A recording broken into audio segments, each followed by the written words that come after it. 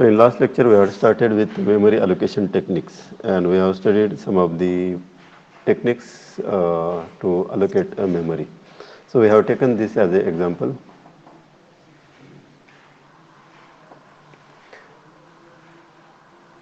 We have considered that there are four blocks of memory and four processes that we want to allocate. So process P1 is of size 3, P2 of size 10, P3 of size 15, and P4 as size 8. And these processes are required to be allocated in a memory, and memory have four partitions. B1 is of size 10, B2 is of size 4, B3 is of size 20, and B4 is of size 15. So which block is to be allocated? That is dependent on the allocation technique. So there are four allocation techniques: first fit, best fit, worst fit, and next fit. So we had started with the first technique as first fit algorithm. So in first fit algorithm, the block for searching for the blocks is started from the first block itself. So we want to allocate a P1 of size 3. So we'll check whether the first block is sufficient. So it is sufficient. So we have given a process, or we have allocated a process into block 1, and process size is only 3. So remaining size 7 MB will be the internal fragmentation to this block, if we are considering the static allocation or static memory partitioning. In static memory partitioning, the remaining size gets wasted, that is called as the internal fragmentation. Next process P2 we require to allocate, then we will again start from searching from the first block, but first block is already allocated. Second block is of size 4, third block is of size 20, so 20 is greater than the process size, that is 10. So we will give the second process a third block, block number 3, and whatever is the remaining, so block is of 20 and process is of 10, so 10 MB will be the internal fragmentation for this block. Then next process is P3 of size 15. We will again start searching from the first is allocated, second is of size 4, which is not sufficient, third is allocated. So we will fit this 15 size process into a block of size 15. So there will not be any fragmentation remaining here. Then last process P4, again we will start searching from the first, which is allocated, second of size 4, this is sufficient, so we will allocate process P4 into block B2. So allocation will be like this: P1 will be allocated to B1, P2 is allocated in B3, P3 is allocated in B4, and process 4 is allocated in B2 according to the first fit allocation algorithm. And these are the internal fragmentation, those are remaining. Now what will happen with the dynamic partitioning? In dynamic partitioning, the block of remaining size gets created dynamically. Okay, so we want to allocate process P1 of size 3. So first block B1 is of size 10, so we will allocate this process here. But what will happen once you allocate a block? The block B1 dash will get created dynamically of size 7. 10 minus 3 is 7, so size 7 block will get created. Then P2, it will of size 10. So this block B1 dash is of size 7, the B2 is of 4, and B3 is of 20. So it will fit into a B3 block. So P2 is allocated into B3 and new block will be created of size 10. Then P3 of size 15. So it will start searching from the first. Here P1 is given. Here size is 7. So it is not sufficient. Then next size is 4 is not sufficient. Size 10 is not sufficient. So it will be get allocated into block number 4. And finally P4 of size 4. So you will again start searching from the first block. So first block is occupied here. Second block is of size 7. So you will give 4 unit of size to P4 here, and a new block will be created, B1 double dash of size 3. So here there is no internal fragmentation, but there is an external fragmentation of size 3 plus 4 plus 10 equals to 17. So this we have studied in the last lecture. Now let us study the next algorithm, that is best fit.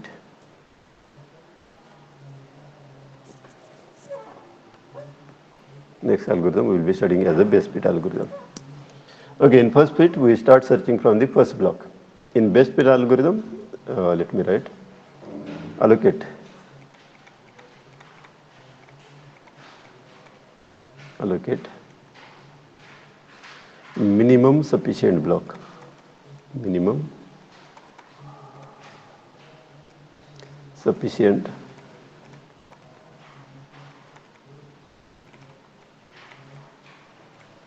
so this will allocate a minimum sufficient blocks. Now this minimum is very important word. So it should be minimum and sufficient, minimum and sufficient block that we have to allocate.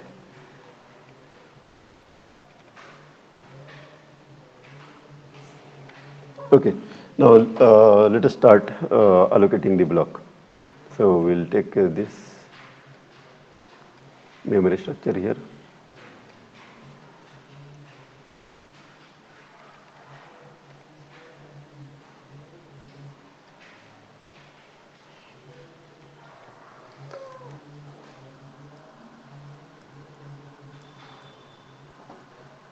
So this is of 10, this is of 4, 15, and last one is of size, 20 and 15. 20 and 15. So we will first check for the static allocation.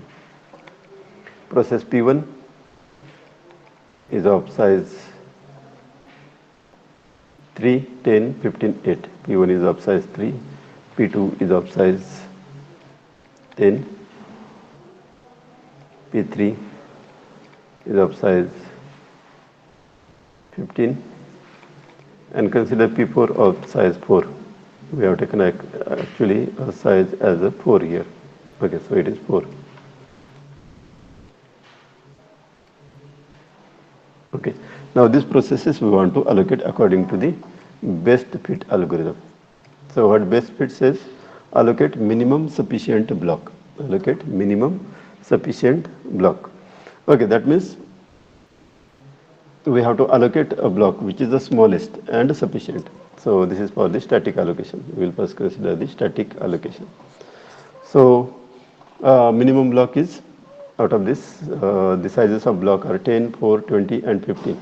10, 4, 20 and 15. So minimum block is a 4. Minimum block is a 4. Now let us check whether it is sufficient or not. So for sufficient, the process size should be less than or equals to block size. So process size is 3, block size is 4. So we can allocate here a process, which one? P1. So P1 will get allocated and it will leave the internal fragmentation of 1. It will leave the internal fragmentation of 1. So P1 is allocated into a block B2 of size 4. So internal fragmentation remaining is 1. Now next we want P2. Now which is the minimum sufficient block? So B2 is already allocated. So now minimum block is out of 10, 20 and 15. Minimum block is a B1 of size 10. So P2 will get allocated into B1 of size 10 and it will not leave any internal fragmentation because 10 minus 10 is 0. So we will allocate here process P2. P2 is allocated here. Okay. Now next process P3. Now there are two blocks available, 15 and 20. So we have to allocate the minimum sufficient block. The minimum sufficient block. So which is the minimum out of 15 and 20? This block 4 of size 15 is a minimum. So we'll give this to a process P3. So B4 of size 15 is given to P3 and the fragmentation, internal fragmentation is 0 here. Okay, now next P4 of size 4 that we want to allocate. So now only one block is remaining here of size 20. So we will give this to a process P4. P4 will be here. P4 will be here and the fragmentation that will be remaining here is the P4 size is a 4. So this is 20 minus 4. 20 minus 4 equals to a 16. It is allocated in B3 of size 20. So 20 minus 4 is 16 internal fragmentation. So total internal fragmentation here is a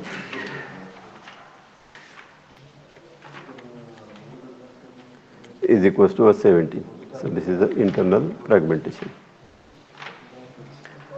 And what will be the external fragmentation? External fragmentation is also 17. That means total space that is remaining unallocated. So it is also equals to 17.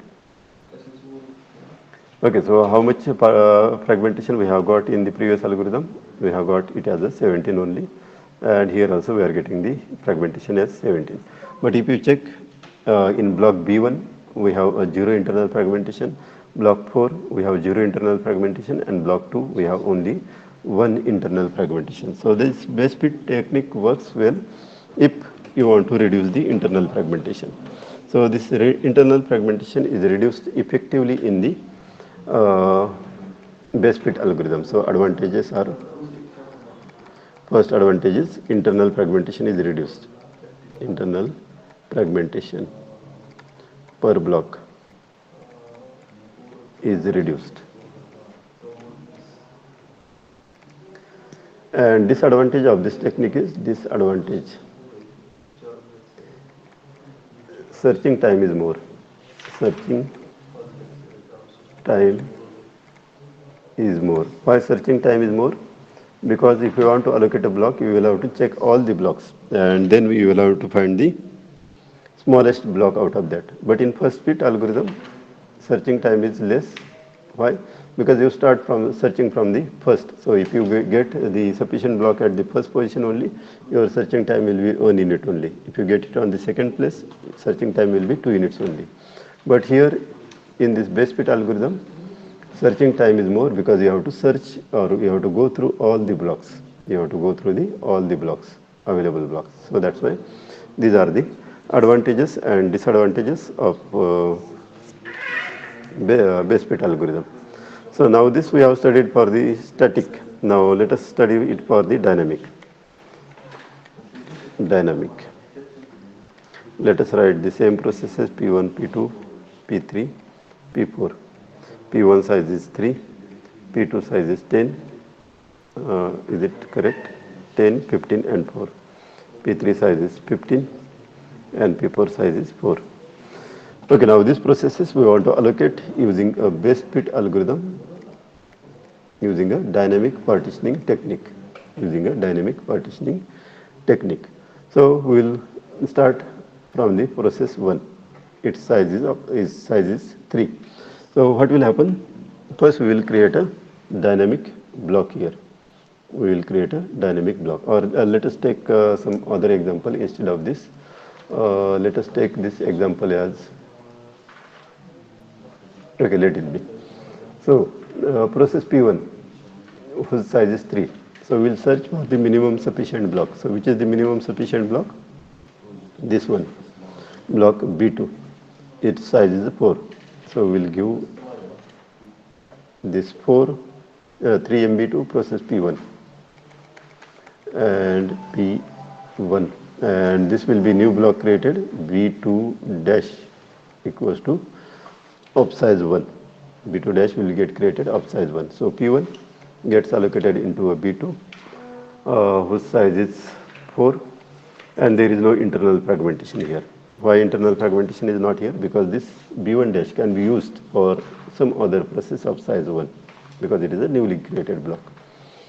Then P2 of size 10, so minimum sufficient is B1. So we'll give this process into B1 of size 10, and no internal fragmentation here also. This will be given to P2, and then P3 will be given into this block B4, P3 into B4 of size 15, and finally P4 will be given into a size, P4 will be given into 4, because this is not sufficient, which is the minimum. B2 dash is the minimum, but it is not sufficient. So that's why we have only one option, that is this P4, and it will create a new partition of size B3 dash of size 20 minus 4 equals to 16. So it is given into B3 of size 20. Now here external fragmentation. external fragmentation, which is unallocated space. So what is unallocated space? So this block is unallocated and this block is also unallocated. So this is 16 plus 1 equals to 17 is a external fragmentation here. Now let us consider the next algorithm, OSPIT, using a static. Let us consider the same example, P1 of size 3, P2 of size 10, P3 of size 15 and P4 of size 4. Okay. Now what is OSPIT algorithm? Allocate largest block. Allocate the largest block available. Okay, now it is same like a base fit. In base fit, largest sufficient block, largest sufficient. So in base fit, we allocate the minimum sufficient block, and here in most fit we allocate the largest sufficient block. So P1 of size 3. So we will search for the largest block. So which is the largest block? B3 is the largest block. So we will allocate P1 here, allocated into a B3 of size 20, and it will leave the internal fragmentation of 17. It will leave the internal fragmentation of 17. In static allocation, you will get the internal fragmentation. In dynamic allocation, you will not get the internal fragmentation, because in static partitioning, the new block will not get created. This will be unallocated space. Even though a process of size 17 will come, then also you can't allocate this as a block, because it is a static partitioning. Once you allocate a process into a block, that block is marked as allocated. That block is marked as allocated. Okay, now second process. Now again we will search for the largest available block. So which is the largest available block? B4 of size 15. B4 of size 15. So P2 will allocate into B4 of size 15. It will leave the internal fragmentation of size 5. 15 minus 10 is 5. Okay, so P2 we have allocated into a B4. P2, and this will be the internal fragmentation of size 5. This is the internal fragmentation of size 17. Okay. Now we want a block for process 3. We want a block for process 3. Then again we will check the largest available block. So largest available block is a B1, but the size of block B1 is 10 and size of process P3 is 15. So it will not get allocated into this block, or it will not get allocated into this block. So this will remain unallocated. Unallocated. Because we don't have any block which will accommodate this process P3, which requires a size of 15. But we have only two blocks available. One is of size 10 and another is of size 4. Now next P4. So in which block this process will get allocated? Yes, can you tell me? According to the OSPIT algorithm, whether it will get allocated into block B1 or it will get allocated into block B2. Yes, be fast to answer. It will get allocated into, Snehal is saying, in block B1. Yes, because B1 is the largest. According to the OSPIT algorithm, we have to allocate a process into a largest block. B1 is the largest and its size is 10 and P4's size is a 4. So this can be accommodated. So it will get allocated into B1 of size 10, which will leave the internal fragmentation of size 6. 10 minus 4 is 6. Okay, so we have allocated which process? P4 into B1. So these are the internal fragmentations, those are remaining. So what is the internal fragmentation? 17 plus 5, 21, 17 plus 5 is 22 plus 6, 28 is a total internal fragmentation. Now can you tell me what is the external fragmentation here? External. So external fragmentation is this remaining space, that is 17, this remaining space, that is 17, plus this remaining space, that is 5, plus this remaining space, that is 6, plus this remaining space. This block is completely unallocated to any process. So plus 6. So this is 17 plus 5, 22, 28, 32 is the external fragmentation here. Okay, so this we have studied with the static partitioning. Now same we have to study with the dynamic partitioning. So let us take a new page. OSPIT.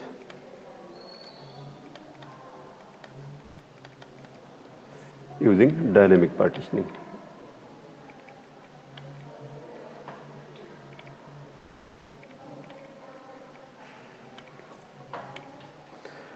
Consider same processes, P1 of size 3, P2 of size 10, P3 of size 15, and P4 of size 4. Okay, now we have to use WOSPIT technique using a dynamic partitioning. Okay, now P1, whose size is 3. P1, whose size is 3. So, which is the largest block? 20 is the largest block. So, we have to allocate this process P1 into block size of 20. So, it will be given into block 3 of size 20, which will not leave any internal fragmentation, but it will create a new block. Okay, so let me remove this. So this is of 10, 4, 20 and 15. Okay, now we are allocating P1 into block number 3. P1 into block number 3. So P1, it is taking these 3 units of space. And what happens in dynamic partitioning after allocating a process? New block gets created dynamically. So this B3 dash will get created with a size of 17. 20 minus 3, it will create a new block. Say here we will write new block. So new block will get created B3 dash of size 17. Okay. So first process we have allocated. Now next we want to allocate a process P2. Now can you tell me in which block it will get allocated to? According to OSPIT algorithm, we have to allocate that process into a largest available and sufficient block. Largest available and sufficient block.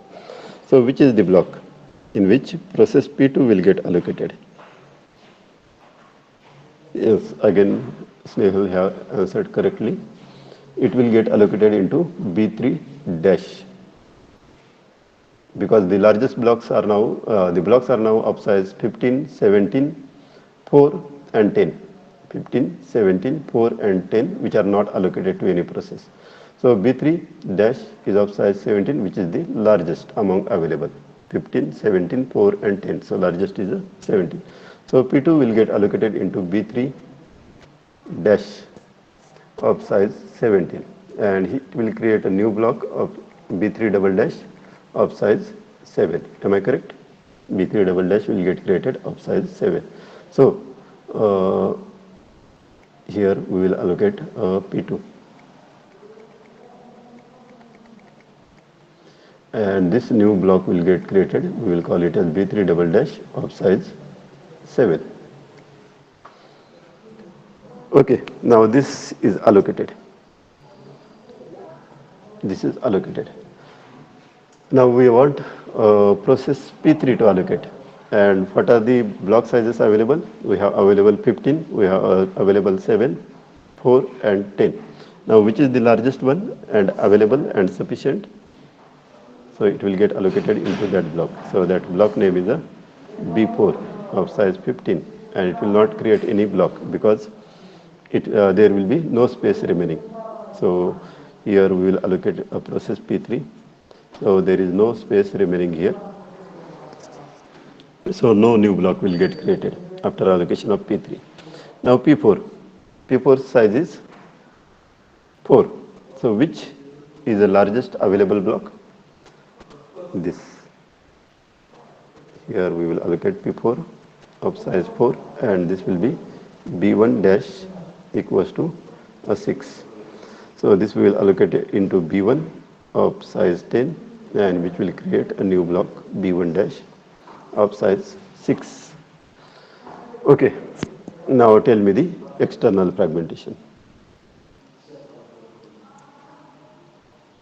External fragmentation means unallocated memory space. So what is unallocated memory space? This is of size 6. So 6 plus, this is of size 4 plus 4. This is of size 7. 7 plus. Is there anything else? No. So this will be 17. This is the external fragmentation equals to 17. Okay, so till now we have studied the first fit, base fit, OS fit. Now let us check whether the next fit is in your syllabus or not.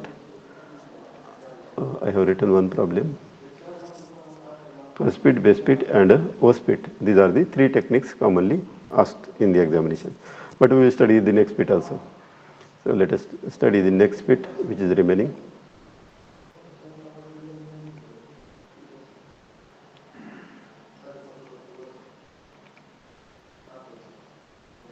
So this is next fit for static partitioning.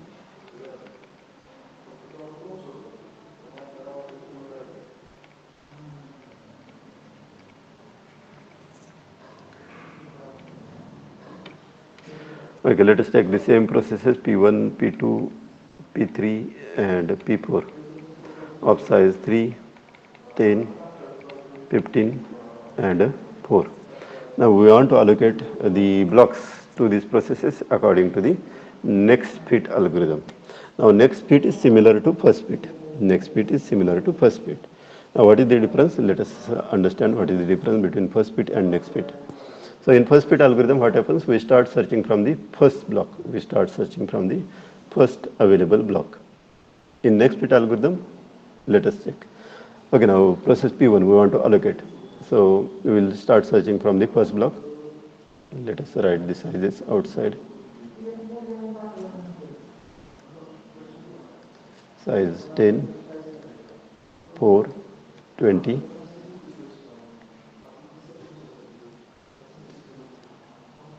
20 here and 15 here. Okay, P1 we want to allocate. So first block B1 is sufficient. So we will allocate a process P1 into this block P1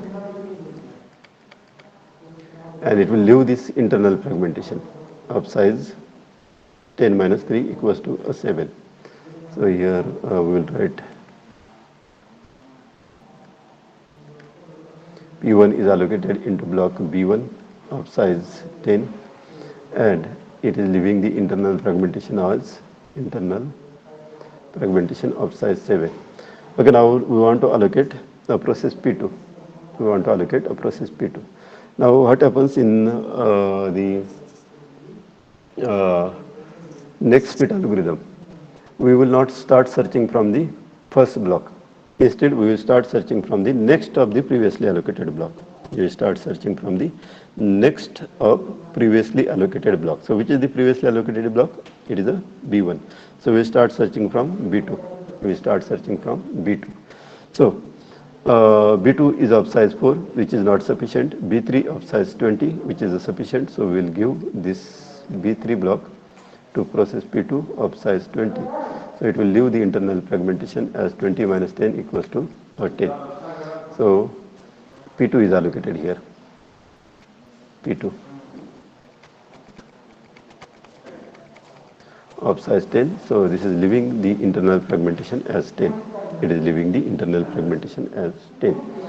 Now we want a block for process P3. So again, we will not go to the first block. We will start searching from the next of the previously allocated block. So which is the previously allocated block? B3. So we start directly searching from B4. In first fit, what would have happened? We would have started searching from the B1, then B2, then B3 and then B4. But now in next fit algorithm, we will directly start searching from block number 4. So block number 4 is of size 15, which is sufficient. So we will allocate this to process P3 and it will leave the 0 internal fragmentation. And now last P4. So now we have to start searching from the next of the previously allocated block. So next of the previously allocated block is, so previously allocated block is B4 and its next will be B1. Its next will be B1. So B1 is given, then we'll go to B2, it is of size 4, so we'll allocate P4 here in block B2 of size 4, and it will leave the 0 internal fragmentation. So internal fragmentation is here is 17 and external fragmentation also 17 because the same 7 plus 10, that much memory space is remaining. Now let us study the last next bit. Now here you will understand the exact difference between the first bit and the next bit. In the previous static partitioning, we have got the same output for first bit and next bit. But here you will get somewhat difference. Next bit, dynamic partitioning. Process P1, P2, P3, P4 of size 3, 10, 15 and 4.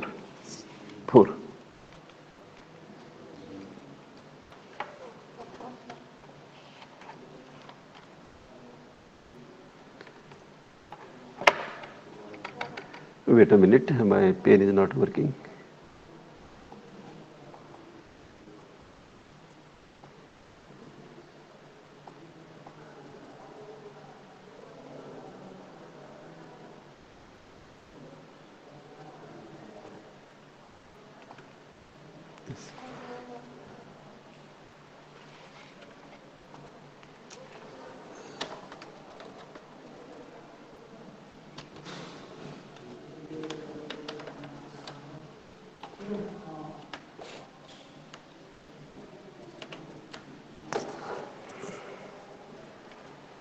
Okay, so we are studying the next bit algorithm with respect to dynamic partitioning.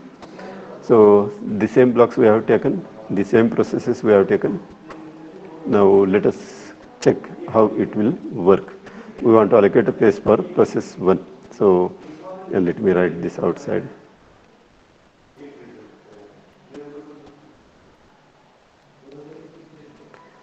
Ten, 4, 20 and 15. Okay, so P1 will go to the block number 1. P1 will go to the block number 1. Here we'll give a space to process P1 in block number 1. Now after allocating a process, what happens in the dynamic partitioning? New block gets created of the remaining size. So this new block B1 dash equals to 7 will get created. Okay, so P1 is allocated in block number 1 of size 10 and which is creating the new block B1 dash of size 7. Now next process P2. Now here we will start searching from this block because this is a previously allocated. B1 is previously allocated block. Now we start searching from the B1 dash. So P2 size is 10, B1 dash size is 7, so it will not be sufficient. B3 size is 20 and B2 size is 4, but which is not sufficient. B3 size is 20, it is sufficient. So we'll B3 here of size 20 and which will create a new block B3 dash of size 10. Okay, so we are giving process P2 a block B3 and it is creating a new block B3